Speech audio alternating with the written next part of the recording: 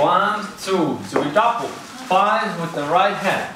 1, 2, 3, 5, 6, 7. Then we go into the like a copa. 1, 2. We walk her back like a basket. 5, 6. She does a check. 1, 2, 3. Then touch and go. 5, 6, 7. Then guys, cross body. 1, 2, 3. We keep the hands in the shoulders. 5. We turn to the left. 7. Then we do a flick. 1, 2, 3 into a Spanish walk. 6, 7 with this different double leap. Then cross body inside. 5, 6, 7. And we continue it to the outside on this wrap hold. 7. Okay? Then the other variation we have 1, 2, cross body. 5, 6, stop. 1, 2, 3, 5. And we go into the copa. 1, 2, 3. Leading with the left turn, staying it up.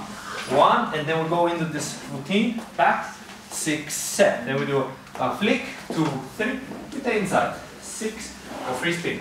Then we go 1, 2, cross body inside, 6, we stop her, but now she does an over, up, then a right turn, 6, 7. Okay, now a little variation.